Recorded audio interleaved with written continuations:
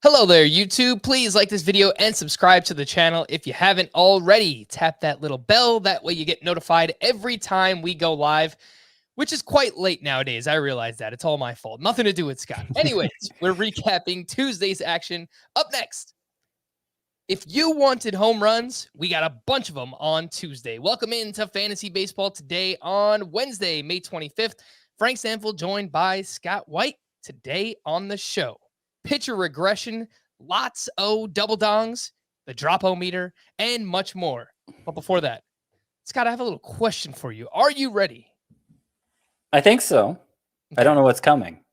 Do you feel like they're sneaking some juicy balls back in there? Because I don't know, man. It just seems like fly balls that were not flying out a couple of weeks ago, they're just traveling a little bit further now. It's a conspiracy theory, but I mean, certainly couldn't put it past them, right? The home run to fly ball rate has improved more from April to May than I thought it would. So, I mean, it's still not back to last year's levels, but it's improved more than I thought it would, which, that there was the idea out there that the change would be more drastic between the cold months and the warm months because of the humidor, and the humidor used in more humid settings would actually make the ball more springy, would help it, travel farther in the more humid settings. So maybe that's what's happening. But yeah, again, we couldn't put it past them mixing in old balls either.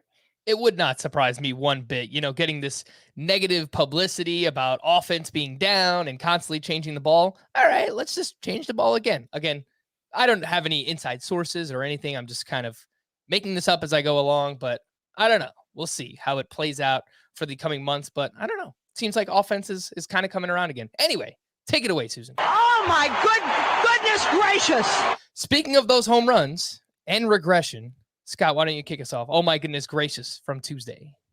Yeah, I'll kick us off with Zac Gallen of the Diamondbacks, who entered Tuesday with a 1.14 ERA. And then came the regression against the Royals of all teams. He gave up 6 earned runs in 5 1/3 innings. Now, it was inevitable that he would regress. He wasn't going to have a 1.14 ERA. Even after this start, it's up to 2.22. So, you look at the xFIP at 361, and yeah, I mean, he had been pitching over his head, but he'd been pitching well. I'm not going to take anything away from him. He'd been pitching much better than I thought he was going to, given the way his swinging strike rate cratered with the elbow injury once he returned from the elbow injury last year. There is a discrepancy, a pretty big discrepancy between his xFIP and his FIP. I mentioned the xFIP 361. The FIP is only 277. And to remind you of the difference, FIP gives an estimate of ERA based on strikeout, walk, and home run rates. xFIP does based on strikeout, walk, and fly ball rates. And I had taken to citing xFIP more during the juice ball era, when it seemed like any ball put in the air had a chance to get out. But if we are past that era, and the home, like, hitting a ball in the air isn't in itself a bad thing for a pitcher. Putting a ball in the air isn't in itself a bad thing for a pitcher. It actually could be a good thing if it's not a high quality fly ball. Maybe it is time to start emphasizing FIP instead of xFIP again. That's something I've been thinking about. I'm not totally sure I'm there, but I'm considering it. I saw you tweeting about that too on Tuesday, Scott. And my retort would be, why not use Sierra? And Sierra is something that I've kind of used more the past couple of years. It kind of just takes xFIP and FIP and it adds another element, and that is balls in play. So Sierra kind of assumes that pitchers have control over balls in play, whereas if they're throwing a bunch of sinkers, they're trying to get ground balls, so on and so forth. So it takes quality of contact. Well, not quality of contact, but the type of contact that you're allowing fly balls, ground balls, line drives, and it kind of works that into the FIP and XFIP equation as well. And that's how you get Sierra. So why not use that? I guess would be my question. I'm not sure that I understand the methodology behind Sierra to vouch for it. Like, they're usually pretty close. XFIP and Sierra especially are usually pretty close. I feel like, you know, xERA might be an even better version of Sierra at this point. But, you know, there's not a huge difference between them. I think FIP is probably the purest of the ERA estimators, and it just didn't make sense to use it anymore during the juice ball era because, as I said, like, seemingly anything put in the air had the potential to be a home run. So a pitcher may have had good home run luck up to that point that would make his FIP seem better than it should be, which is why I was emphasizing XFIP instead. And why do we see that big discrepancy between the FIP and the XFIP for Zac Gallen? Is that his home run to fly ball ratio entering Tuesday was just 2.5%. For his career, that's 12.6%. And he's allowing more fly balls this year than ever before. So based on what Scott was saying, allowing more fly balls, that XFIP is assuming that more of those are going to go out as home runs. And who knows, maybe as the weather continues to heat up, we will see more of those balls go out for Zac Gallen, and he'll start to climb closer to that XFIP. Hopefully we did a good job explaining this, because I understand how it can be very, very confusing. But basically, those ERA estimators are there to kind of show you a true skill of what a pitcher has done to this point. And I kind of didn't even mention really the fantasy angle, just that I had seen some people inflating Gallen's value based on that microscopic ERA he's had so far. And yes, he's pitched better than I thought he would. I moved him into my top 30 among starting pitchers after he began the year like around 60th for me. But like the numbers didn't back up him dominating to quite that extent. So this is a reminder that he's probably more like a number 3 pitcher in fantasy than the number 1 he might have been performing like up to this point. All right. Yes. And again, Scott has Zac Gallen at SP 29. I've got him down at SP 35, which seems like the right range. He's pitched very well, but obviously there's still injury risk kind of underlying there for Zac Gallen as well. A couple other pitchers got hit with a bunch of regression on Tuesday. Dylan Cease, man, absolutely crushed by the Red Sox. He gives up 7 earned runs over 3 innings, 2 home runs allowed, 9 hard hits, negative 11 fantasy points on CBS, a 21 ERA in the start. Chris Bassett was the other one, destroyed at the Giants. He gave up 8 runs on 8 hits, 3 walks, 3 homers allowed over 4 1/3 innings. He had an ERA over 16 in this one. Looks like he was in line for the loss before, but the Mets have furiously come back and have taken the lead. So no loss there for Chris Bassett. Anything to actually be worried about here, Scott, with Cease and Chris Bassett? So Cease's ERA jumped from 309 to 424 with this outing. However, his xFIP is only 274. And contrasting it with Gallen, his FIP is also 274. So, you know, he's been one of the best swing and miss pitchers in the game this year. I think Cease is going to have his ups and downs because of efficiency and walk issues, but I don't think he's going to get knocked around very often like happened against the Red Sox in this one. And Bassett might be a little more concerning. So this is 2 bad starts in a row for him. His ERA has jumped from 234 to 391 during that time. His xFIP is pretty much right in line with that, 384. His FIP, for what it's worth, is 450.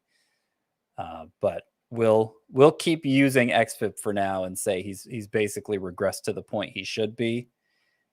Now he has, over the past couple years, outperformed those ERA estimators, and you know, maybe that'll happen again. Maybe it's just a blip for him here. But another pitcher who was probably pitching over his head at the start of the year. He doesn't have big strikeout ability.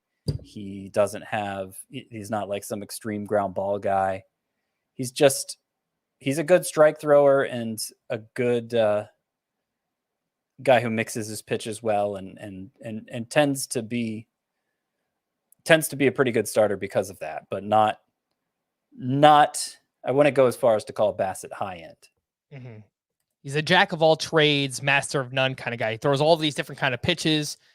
I've talked him up as a buy high candidate at times this year because he's throwing his breaking pitches a little bit more, which has led to a higher strikeout rate for Chris Bassett. I think better days are coming. I mean, obviously, this is a pretty rough stretch for him. And the last one I'll mention here, Scott, Pablo Lopez, kind of a mixed bag. It started off not great. He gave up an inside the park home run. I think it was first batter of the game against Kevin Kiermaier. He gives up 4 runs on 9 hits over 7 innings. Pablo Lopez does. Still winds up with 8 strikeouts in this game, 21 swinging strikes. So, the overall line doesn't look great, but 21 swinging strikes, still pretty awesome. Yes, it is. Yeah. And plus, he's going to regress. I mean, at some point, he had a sub-2 ERA at this point. It's just Pablo Lopez is not going to pitch that the entire season. Of course. Even after this start, his ERA is 2.04. Even if he pitches to, a high 2s ERA or a low 3s ERA, something like that the rest of the season, which would be fine. It would still be great for where you drafted him and would be a top 25 starting pitcher. I think that is all fair with Pablo Lopez. But contrasting it with Bassett, 282 xFIP, 284 FIP. Oh, yeah. So, yeah, I think Pablo Lopez, I think I have him like 16th, 17th in my starting pitcher rankings rest of season. He's pretty close to an ace at this point. If you could guarantee me he could stay healthy for a full season, he's never made more than 21 starts before in a season, then I might push him into the top 12 if you could guarantee that. All right. Top 20 starting pitcher Pablo Lopez is ranked for each of us, Scott, Chris, and myself. He just has to stay on the field. We mentioned Dylan Cease got rocked by the Red Sox. They put up 16 runs on 18 hits. Trevor Story went 2 for 5 with his 8th home run, his 6th in the last 5 games for him. Rafael Devers went 2 for 5 with his 10th home run, 7 of those coming in May. JD Martinez, 3 more hits. He's now batting .361. And Franchy Cordero, kind of the unsung Red Sox player right now, went 2 for 3 with 2 runs scored, 2 RBI. Scott, any interest in the deepest of leagues in Franchy Cordero? He started 6 of the last 8 games for the Red Sox. It would have to be a really deep league. He's kind of been a fantasy darling in the past because the quality of contact has been pretty good. But it's going to take a lot, I think, for him to enter the standard mixed league discussion. All right, let's move into, oh my goodness gracious, for me, Frankie 2 bombs. If you listened last year, you remember Frank Schwindel was nicknamed so famously by myself, Frankie 2 hits, because every night, this guy, multiple hits. He was awesome second half of the year with the Chicago Cubs. This year, kind of a rocky start, got sent down, some things happened. He was back up the next day. They needed an extra bat there in the lineup. And Frank Schwindel's been a lot better recently. 3 more hits on Tuesday, including those 2 home runs. Over his last 13 games, he's batting .294 with 4 home runs. He is 48% rostered. Scott, what do you think of this recent stretch by Frank Schwindel, and would you be looking to re-add him if he was dropped in your leagues? First base is probably the most difficult position to break into in fantasy. Yeah. It's like the one where there's enough to go around. And it's the only one where Schwindel is eligible. And no matter how well he hits, he's not going to walk much. I think it's just a hot streak. Obviously, he was hot for 2 months to end last season, so it's worth keeping an eye on. But I'm not especially motivated to add him right now. Okay, would you? It always surprises me how rostered Jesus Aguilar is. It might be something just in the CBS projections, but he's 77% rostered. Would you make that swap in a league with a corner infielder, let's say? So I think he's having a pretty strong May himself. I thought he was, and then I saw last 2 weeks the stats weren't looking too good for him. Yeah, maybe he's cooled off again. Yeah. So he's batting over 300 in May with 4 home runs. So okay. That's pretty solid. At least entering today's game.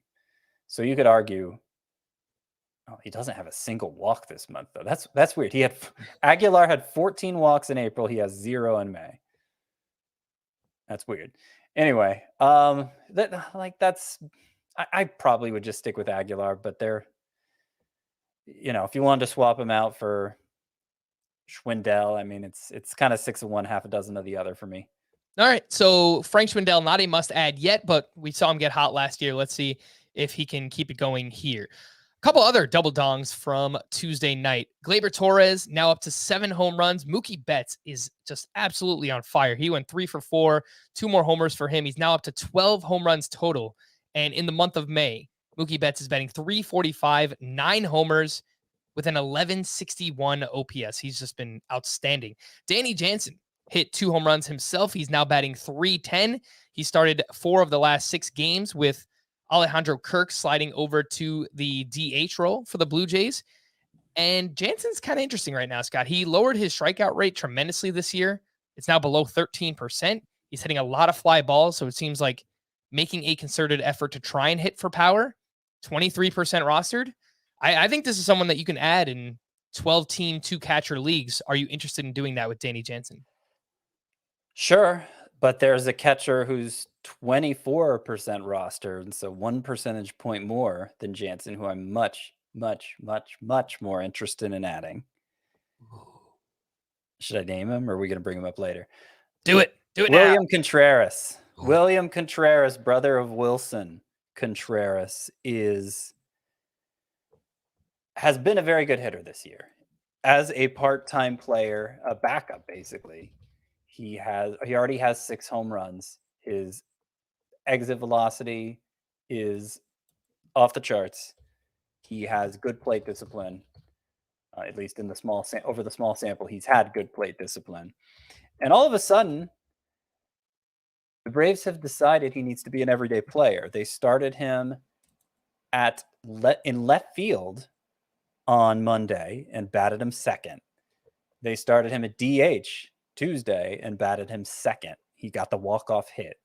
So, and I think he had a couple hits on Monday too. So like he is capitalizing on the opportunity so far. And anytime you have a catcher eligible player who's playing in those other spots and has a chance to play more often than a true catcher, like that immediately moves him way up the rankings in fantasy. But William Contreras might be a good hitter on top of it. Like I don't think it's a stretch. I mean, given the lack of impact players at the position, I don't think it's a stretch to say he has top 5 upside. I'm not saying he's a top 5 catcher yet, but I would not be opposed to adding him in a 1-catcher league, much less a 2-catcher league. And he's only 24% rostered, as I said. All right. So potentially in a 1-catcher league, let me throw a few names your way. It took me a while to open his StatCast page, but for as much as we can trust the expected stats on StatCast, his XBA so far is 319. His X slug is 831. That's insane. Yeah. His barrel rate entering Tuesday was 22%. He does put the ball on the ground quite a bit, 48% ground ball rate. But I guess when he's putting it in the air, he's absolutely crushing the ball in the air. That is William Contreras, widely available, less than 25% rostered. Scott, would you rather have Contreras or MJ Melendez right now? So I like both a lot. Melendez just hit his 3rd home run on Tuesday, and I think he's done well enough replacing Salvador Perez. Salvador Perez has started taking some hacks, so I think he's not far from returning. But I think Melendez has performed well enough in his absence that the two of them should both continue to play basically every day, splitting time between catcher and DH. So I think you could say Melendez has top 5 potential at the position too. So I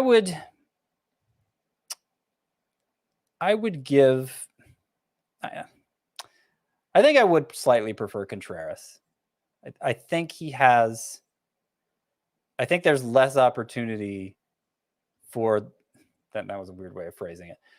I think he is more likely to continue playing every day than even Melendez is, but I have hope that both do. Okay. Last question on the catchers. Would you be okay dropping Joey Bart, someone who came in with some expectations? You would drop him for Melendez, yes.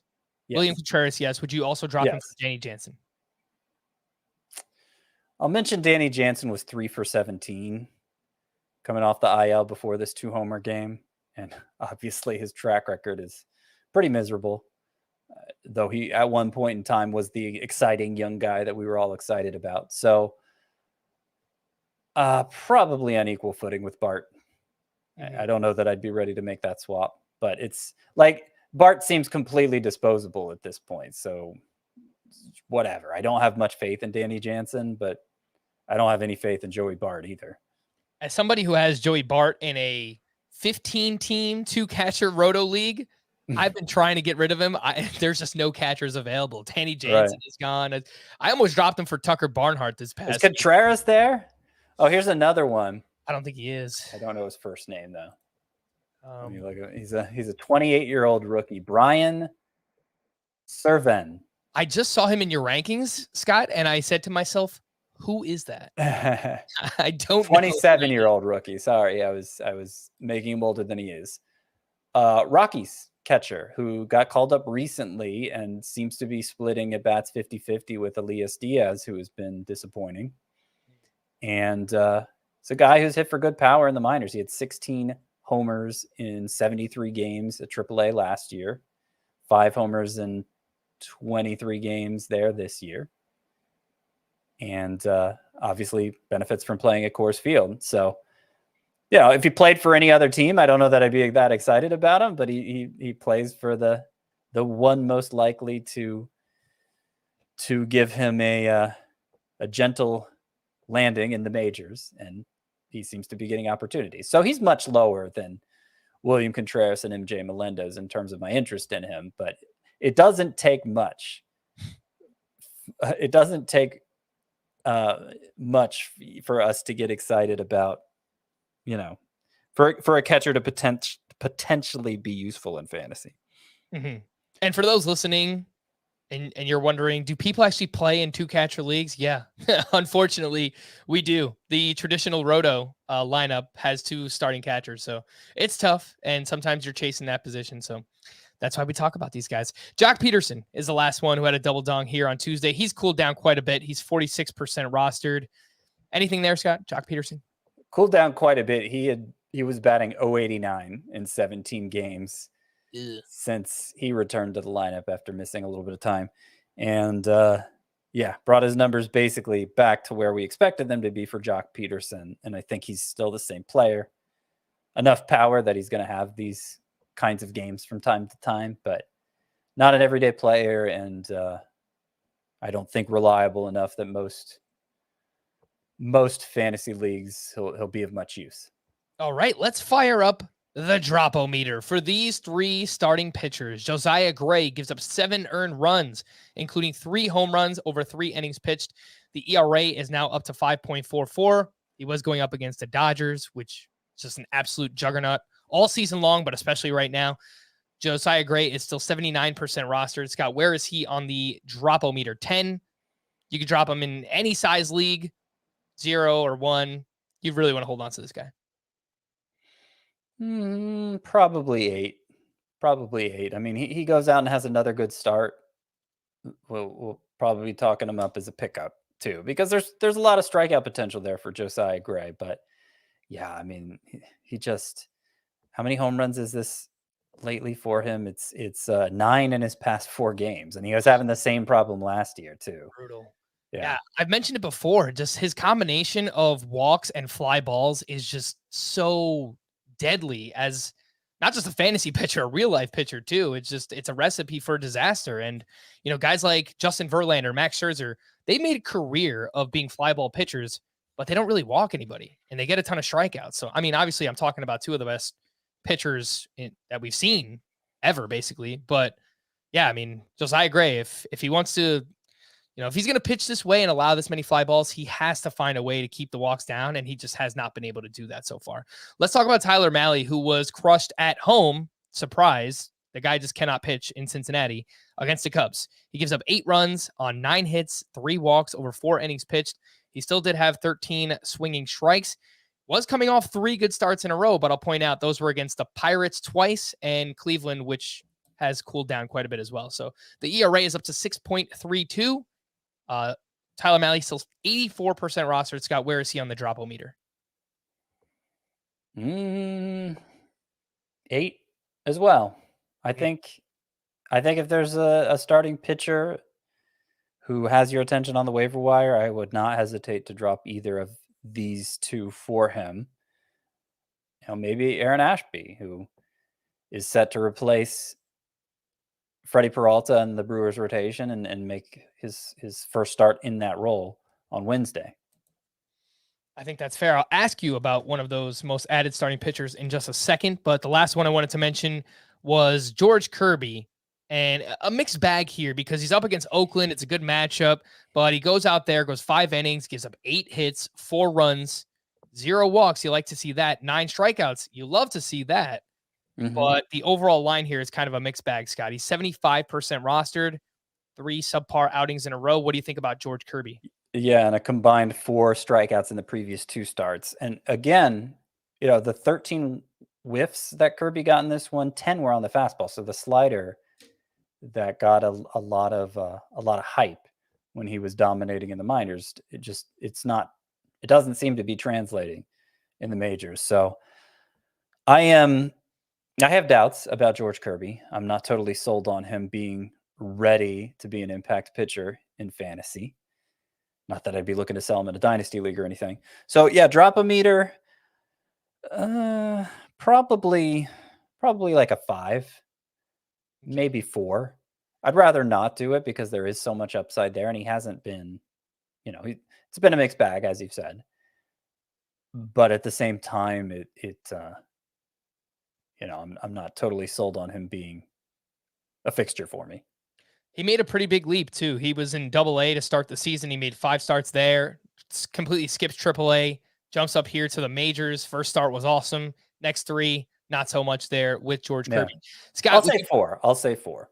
Okay. Would you be okay dropping all of these for Roansy Contreras, who made his return to the rotation for the Pirates, and a pretty successful one? 5 shutout innings, 3 hits, 2 walks. He had 5 strikeouts in this one, averaged nearly 97 miles per hour on the fastball. And I love first pitch strikes to 16 of 20 batters faced. That is awesome to see. Would you be okay dropping all of those names for Roansy Contreras? Excuse me. Yeah, he didn't have walk issues in the minors last year, for what it's worth. So I don't know that's something we have to worry about with him. I think it's mostly just durability and supporting cast. Roansy Contreras, he has the great 3-pitch arsenal, big spin rate on the fastball, slider, and curveball. So I'm pretty excited about him. I wouldn't drop Kirby for him, but I would be willing to drop Josiah Gray or Tyler Mahle for him. Same question with the aforementioned Aaron Ashby. Yeah, I prefer Ashby to Contreras even. Okay. I wouldn't. Would I drop Kirby for him? No, I don't think I'd drop Kirby for him, but the other 2 are fine. All right, let's take a quick break. But first, if you're listening to us on Spotify, please leave us a 5-star rating there. They introduced this 6 months, a year ago, something like that. New rating system over on Spotify. So we really do appreciate it. Drop 5 stars there, and we will take that break. Be back right after this. The news and notes. Jacob deGrom could begin mound work this weekend, and a late June return is possible. I'm optimistic, Scott, but this all seems a little sudden for Jacob deGrom right after Max Scherzer gets hurt. It just, I don't want to just feel cursed because it's like a Mets thing, but it kind of feels like a Mets thing right now. I don't know why. Maybe I'm being unfair. I don't know that it's a Mets thing specifically. It just seems like they try to rush guys back from injuries at times. I don't know. Yeah. I would say that just because of the nature of the injury, the possibility of a setback seems pretty high. So I wouldn't count your chickens before they hatch here. But it is an exciting report that deGrom could be back before within a month's time, it sounds like. I saw a video of him throwing on the field as well on Tuesday. So you'll like to see that. I think it was between 90 and 100 feet there for Jacob deGrom. I have an update on this Mets-Giants game, which is absolutely bonkers right now because the Giants were up huge. The Mets came all the way back. They scored, I think it was 7 runs in the 8th. 9 unanswered runs for the Mets. They took an 11-8 lead. Jock Peterson just goes triple dong and hits a 3-run shot to tie the game in the 8th inning. So that game is absolutely wild right now. Anything else that happens, we'll keep you updated on that. Fernando Tatis Jr. has yet to be cleared to swing a bat. He underwent another bone scan on Monday on his left wrist, and it did not show the level of healing that the Padres were hoping to see. So some great news on a former first-round pick, some not so great news on another former first-round pick. Luis Robert was placed on the COVID IL Tuesday and will likely miss the rest of the week. He's dealing with mild symptoms there. Aroldis Chapman was officially placed on the IL with left Achilles tendonitis. Clay Holmes is 74% rostered, could be out there in some shallower leagues. Scott, do you think Holmes should be closer to 100% rostered? To the extent you could say that about a reliever, yeah. Look, he's been better than Aroldis Chapman this year. Oh, yeah. The fact that they're not totally committing to putting Chapman on the IL yet, though it sounds pretty likely, leads me to believe it's going to be a short-term absence, but it's also the kind of... They did put him on the IL, Scott. Oh, it's officially happened. Okay. Yeah. Leads me to believe it's going to be a short-term absence, but it's also the kind of injury that has a really unclear timetable, tendonitis, in the Achilles. So, yeah, I mean, Holmes already has 4 saves, just filling in for Chapman. He has an ERA below 1 this year. I think during his something close to 50 innings with the Yankees now, and his ERA is in the low 1s. So he should be a really good closer for however long he has it, which, maybe it'll be longer than just a couple weeks. We'll see. Yeah. And Chapman has just kind of been shaky all season. So if Clay Holmes steps in and he's just lights out like he has been, maybe he just sticks with the job rest of season. Maybe. I don't think we can rule it out, but Aroldis Chapman is historic closer, historically dominant closer. He's been doing it for a decade. So it's true, but he's in the final year of his contract. I don't know how invested the Yankees are in him anymore at this point. So there was already talk that they were going to demote him even before this injury on the tabloids here in New York. Oh, really? Yeah. No, they never jumped the gun. No, they would never. I would be surprised if Holmes just replaced him outright, but I don't think it's impossible. All right, let's stick with the Yankees. Giancarlo Stanton left Tuesday's game with right calf tightness, which is just the last thing you want to see with someone like Stanton. Eloy Jimenez could begin a rehab assignment within the next week. He's been on the IL for the past month with a torn right hamstring. Lance Lynn threw live batting practice Tuesday. He's eligible to return June 6th, but his return will likely come later in June. Chris Bryant has now missed 2 straight with that back injury, and the expectation is that he will once again land on the IL. Salvador Perez did some cage work on Tuesday and is trending in the right direction. He's on the IL with a left thumb sprain. Josh Donaldson is still battling flu-like symptoms, but he has tested negative for COVID. Michael Kopech won't start this week as the White Sox look to give him some extra rest. And this is really frustrating, Scott, because we didn't get any indication beforehand, and people's lineups probably locked, and now they got Kopech in there and he's not going to start. It's just a frustrating situation all around. Yeah, I was worried about that with only 5 games on the schedule, but I figured there was enough rest built in there that they'd want to just have Kopech start. So the one league where I have him, I started him, and it's a head-to-head league, so that makes it even worse. But yeah, not much you can do about it now. Taylor Ward has missed 3 straight with that shoulder injury he suffered after crashing into the outfield wall on Friday. His MRI came back clean, though he hasn't been cleared to throw and cannot yet play the field. Hunter Renfroe was placed on the IL with a strained right hamstring. Tyrone Taylor will likely step into more playing time. I believe he hit a 3-run homer on Tuesday night. He is just 2% rostered. Scott, any interest in Tyrone Taylor in deeper leagues? Yeah, deeper leagues, those 15-team 5 outfielder leagues, there's some amount of power and speed there that may not play as well in our current environment, but how often are usable outfielders emerging in those formats? I can tell you, not very. Tyrone Taylor was batting cleanup on Tuesday, so they're just throwing him right into the fire there. Jesus Luzardo has yet to start a throwing program. He's on the IL with that strained left forearm. Eddie Rosario, who underwent eye surgery in April, has yet to regain complete sight in his right eye, which has prevented him from taking part in baseball activities. Daniel Vogelbach was placed on the IL with a strained left hamstring, and as a result, not a big name prospect or anything, but he is a prospect. Pirates outfielder Cal Mitchell was promoted on Tuesday. He was batting .306 with 5 homers and 6 steals in 34 AAA games this season. He's a former second-round pick. Other minor league numbers are quite mediocre. Scott, anything here with Cal Mitchell? Maybe, but I'm not, it's not a rush out and add him situation. It's not Alec Thomas. It's a lower end prospect than that. So we'll see how it goes. Yeah. I'll tell you what, 15-team, 5 outfielder leagues, you probably got Cal Mitchell on your radar. DJ LeMahieu was scratched Tuesday due to left wrist discomfort. Jonathan India is approximately 10 to 14 days away from heading out on a minor league rehab assignment. He is on the IL with a right hamstring injury. Let's make some waiver decisions, Scott. Well, you already answered some of these because I had the catchers on here. If you need a middle infielder, which 2 of these do you like more? Luis Arraez with 4 straight multi-hit games. He's now batting .354. Tommy La Stella has come back for the Giants, and he's playing pretty well. 2 hits on Tuesday. He hit his second home run, 3 RBI. Guess there's a chance he can add more because this game is crazy. He is batting over 300 so far. Who do you like more, Scott? Arraez or Tommy La Stella as a middle infielder?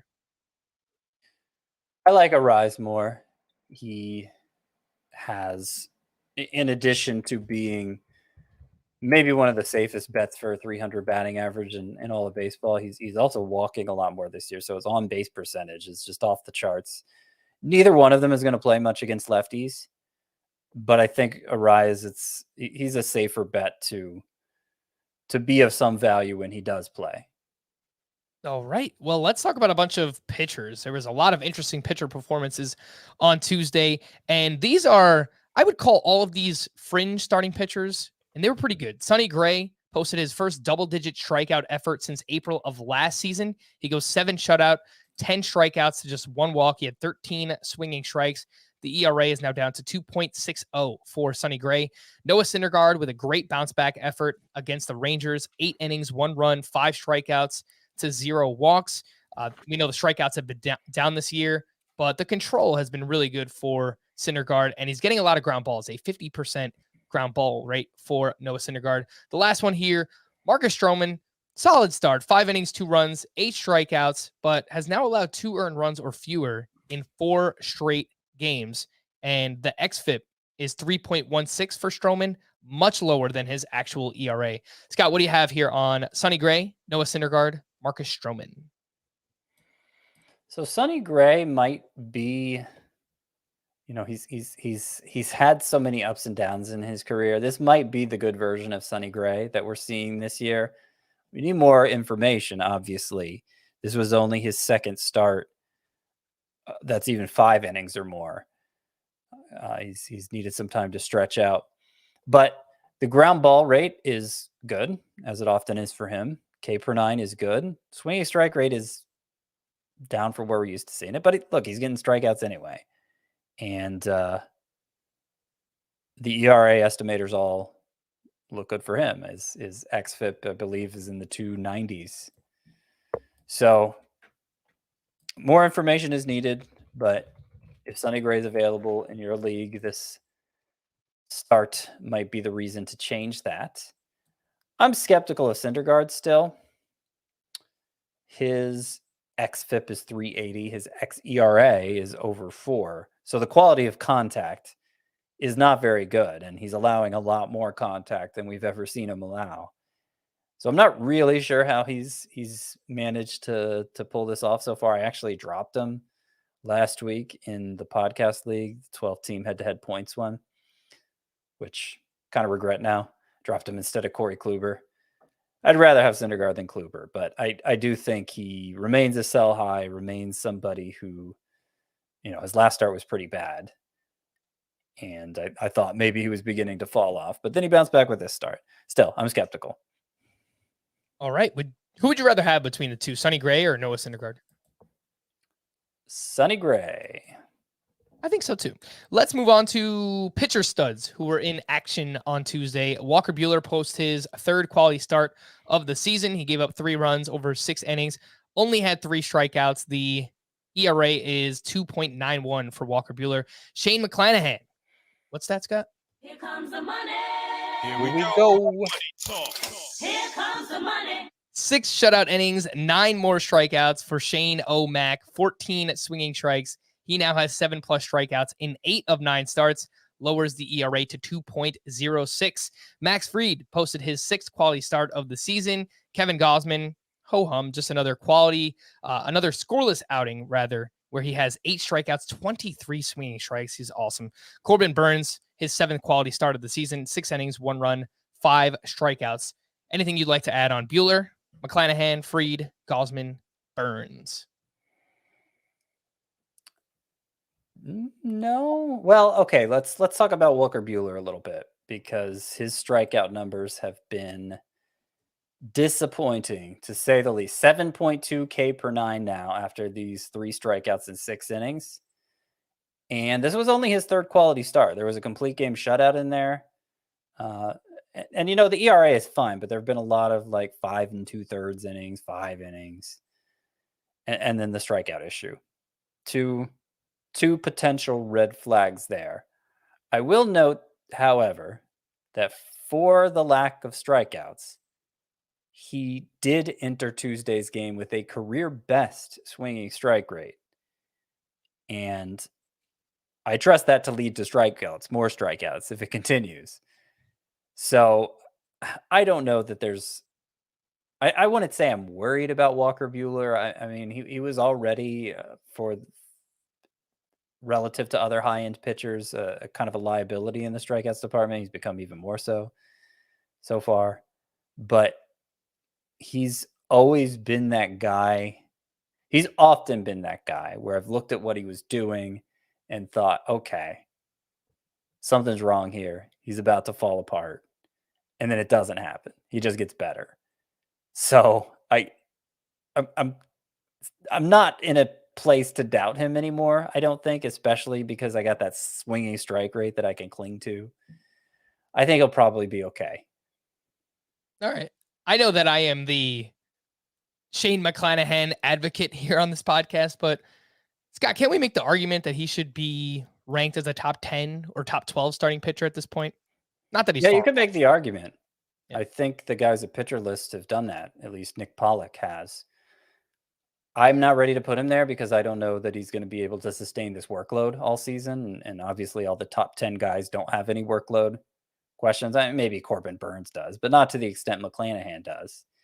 So yeah, I mean, just in terms of ratios and stuff, I think McClanahan is in the mix. He's been among the exciting sophomore pitchers, a group that included like Alek Manoah and Trevor Rogers was one we were ranking in that same range at the start of the year. McClanahan's clearly been the best, and Rogers has clearly been the worst.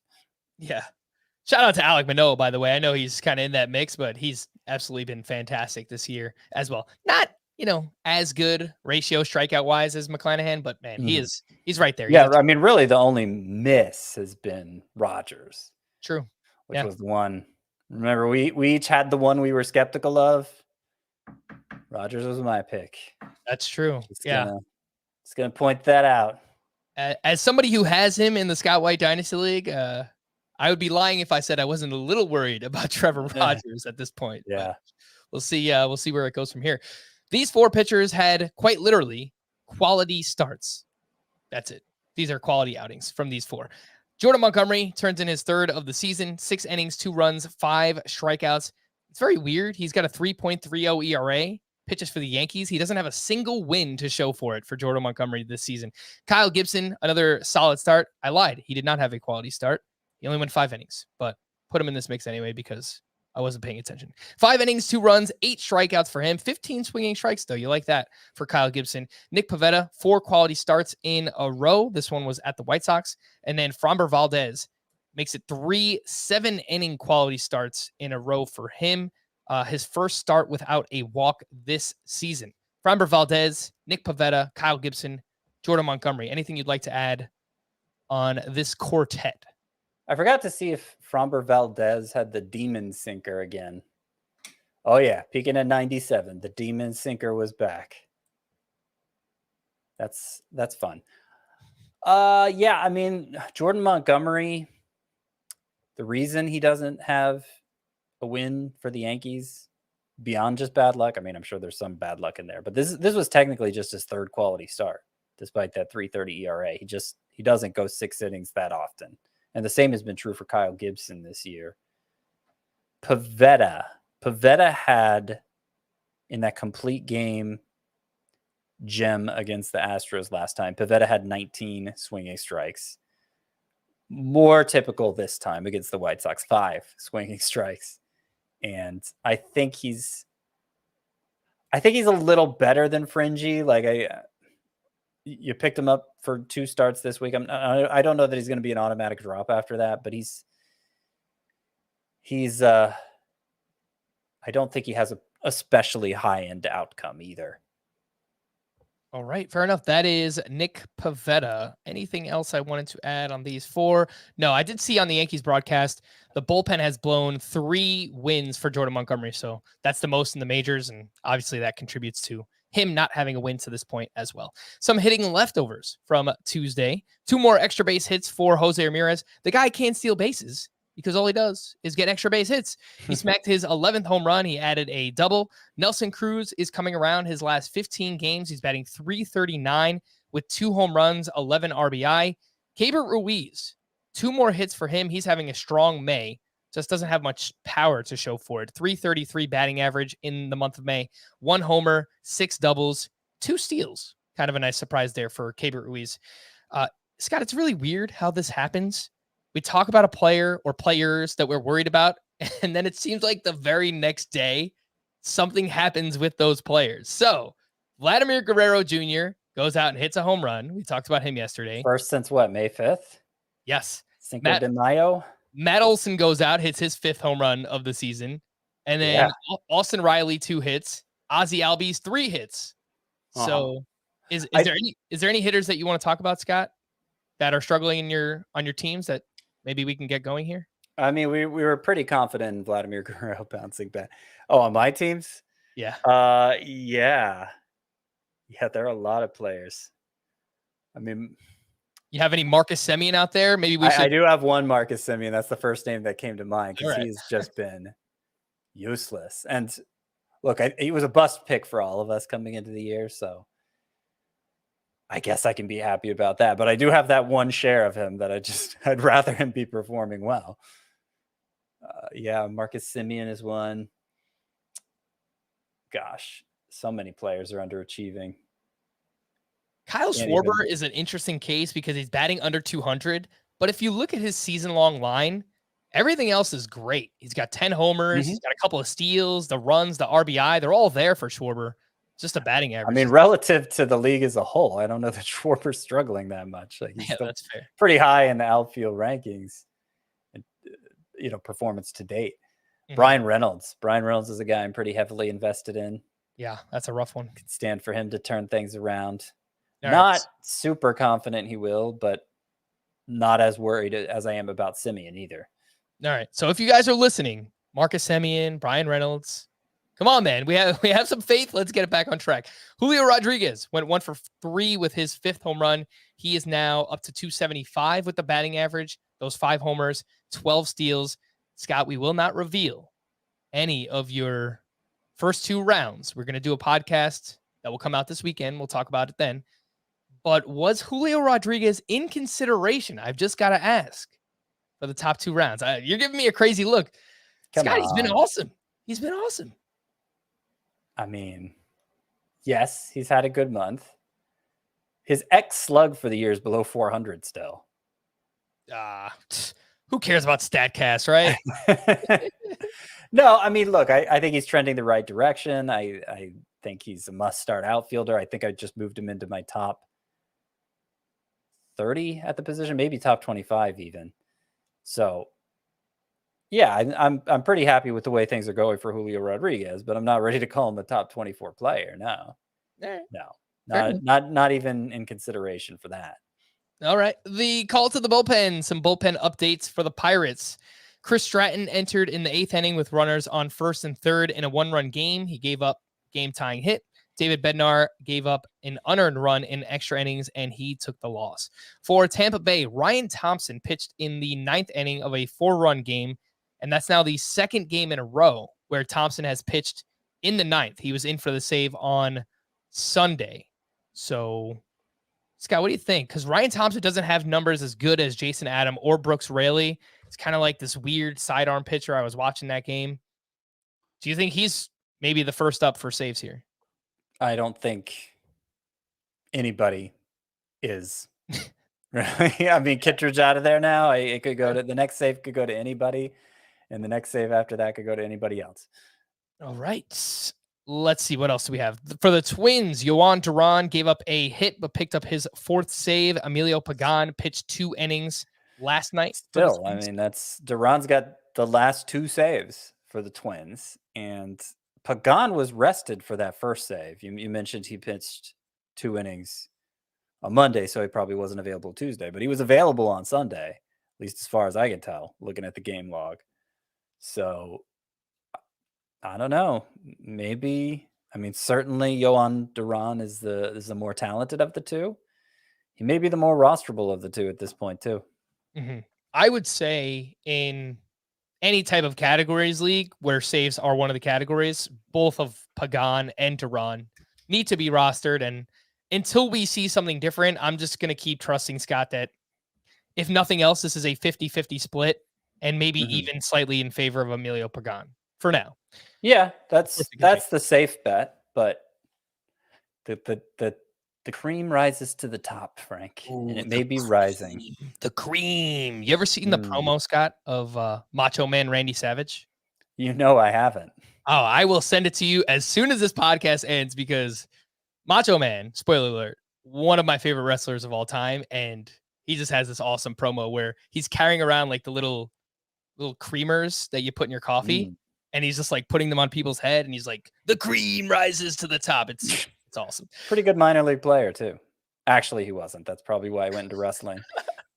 For the Braves, Kenley Jansen was in for the save in a 1-run game. Bryce Harper hits a 2-run homer off of him. And then the Phillies defense happened in the bottom of the 9th. It was brutal, but Kenley Jansen winds up with the win, but he did blow the save in this game. A few others, Danny Jimenez picked up his 9th save. Raisel Iglesias got his 11th. Mark Melancon got his 10th. And Devin Williams, filling in for Josh Hader, picked up his 3rd save of the season. To stream or not to stream, let's start with Wednesday. Zach Thompson versus the Rockies. Jake Junis versus the Mets. Aaron Ashby at the Padres. Christian Javier versus Cleveland. Reed Detmers versus the Rangers. And Glenn Otto at the Angels. Javier versus Cleveland is my first start coming up, or first choice coming off a brilliant start. And I'd also be fine with Aaron Ashby at San Diego. Had some struggles earlier this season with control, with velocity, but his last 5 innings have been perfect with 9 strikeouts and the velocity's back. So hopefully this transition to the rotation, he'll be able to give you 5 strong and never go back to the bullpen again. All right, let's take a look at Thursday. Only 3 for now. MLB.com still has a bunch of TBDs. Justin Steele at the Reds. Daniel Lynch at the Twins. Michael Wacha at the White Sox. Well, none of those. No. Well, Steele might be okay. Steele's coming off 2 good strikeout efforts, and obviously that's a good matchup. I don't think there's much to see there, like as a long-term pickup. But if you want to stream a guy, then it might go okay. Let me see if I can find any other names Thursday. Hunter Green against the Cubs. He's 72% rostered, but yeah, if he's out there, I don't mind that. Yeah, I think that's, if he's 72% rostered on our side, that means he's like 30% rostered on Yahoo. So that's fair. Let's see. Who else? Nobody who's that available or that interesting. Martin Perez against the Athletics, though I know he got picked up in a lot of our leagues for the 2-start week. Yeah. But I would say I prefer him even to Hunter Green. All righty. You know, Scott, our most efficient podcast of the year. Look at that. We're 55 minutes in. I mentioned I have some fantasy justice questions last week, so let's see if we could at least answer one of those here. See what we could do.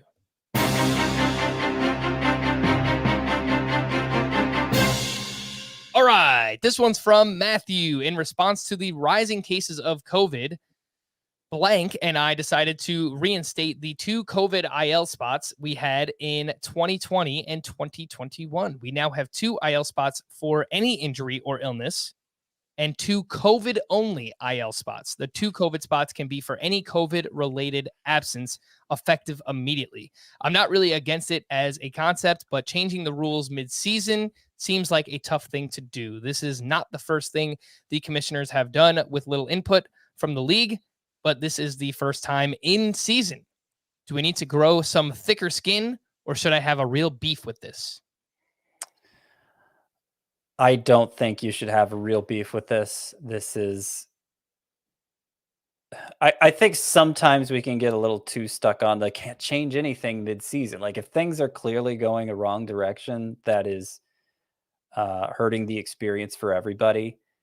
And it's a change that's, particularly if it's a change that's not going to really advantage anybody. I mean, I guess it's possible somebody has 4 guys on dealing with COVID already, so I guess it'll unfairly advantage him. But it's not like you drafted certain players or picked up certain players thinking they'd be able to avoid COVID. You know, that's so I think it's fine. I don't think you should blow a gasket over this personally. I think it's I think it's okay that they did this. I think it's going to improve the experience for everybody. I mean, frankly, I think it's a little crazy that they're designating COVID specific IL spots, because that sounds like a chore to police. If you're a commissioner, I would just make them extra IL spots, but I would never complain about extra IL spots. Like I think more is always a more enjoyable way to play than less, than fewer. Yeah, I agree. I mean, I think if it was something more drastic in season, and you probably want to put it up for vote at least, or talk to your league mates and see what's going on there. But this is really not that serious, and sounds like something that would help everybody across the board. So I'm in favor of it, and I don't think you should worry too much about it, Matthew. This one's from Apple Podcast Review, and it's from Rich. Dear Chase, Ryan, and Jimmy. This is the heart of the Phillies lineup back when they won the World Series in 2008. That sounds right, because they won the year before they faced the Yankees, right? And that was 2009. Chase Utley, Ryan Howard, and Jimmy Rollins. Right. All right. So here's the question. As commissioned 2 leagues, I avoided disaster before both drafts by replacing managers that dropped a week before draft day. However, in past years, I have had to replace managers that either would not pay the fee or just decided to stop operating their team. I usually get tipped off by another team that someone is not changing their lineup for weeks at a time. Funny enough, it always seems to be after the whistleblower plays that team. Anyway, wanted to know what you think is the best way to address this issue. I usually try to give the manager a pep talk, but most times it just does not work. I've had emergency replacements, but they have never worked because the replacement manager is not invested. Is there a solution? Should I operate the team as commish? Let the team sink as is? In other leagues, when short a team, we've taken the league average as a weekly opponent to one team. Should I impose that midseason? Definitely do not like that last rule. And yeah, this is tough, Scott. I mean, I think the answer for me is just try to find people who are more invested, but I get it. Like, not everyone loves fantasy baseball the way that we love fantasy baseball. So it's kind of tough. Yeah, I don't think I know. Well, never mind. I don't need to go there. But I would say that yes, if you try replacing a manager in season, particularly if there's no like dynasty keeper element, there's just no way for that person to get invested in the team. And it's probably more trouble than it's worth. I don't think anybody should ever be handed a truly free victory So as the commissioner, you have to make sure the lineup is like legal. But beyond that, I don't think it's appropriate for you to intervene in the roster. So it's going to be a bad team and they're going to lose a lot, but it won't be a free win. And you just try to pick somebody better next year. Yeah. Like, I mean, if you can find a replacement in season, great. But like I said, I don't think you're going to have much success with that. And it sounds like you've already experienced that. Sounds like a perfect time to plug our Fantasy Baseball Today Facebook group, Scott, because there's people mostly before the season starts looking for leagues, competitive leagues to join. So if you're having issues, in all honesty, I would say, you know, drop a post in there and, you know, see if anyone wants to join the league, or, you know, maybe there's more competitive people there who want to help you out. And with that, we'll end the podcast and we'll end the night of baseball as the New York Mets took a 1-run lead going into the 9th inning. And what happened? Edwin Diaz gives up 2 runs and they take the loss. They lose 13-12. Just an absolutely crazy game there. If you have any other not fantasy related questions, but just things going on in your league that you need to ask us about, you can send those questions in fantasybaseball@cbsi.com. Put fantasy justice or just justice in the subject title, and we'll get to those on a future podcast. For Scott, I am Frank. Thank you all for listening and watching Fantasy Baseball Today. We'll be back again tomorrow. Bye-bye.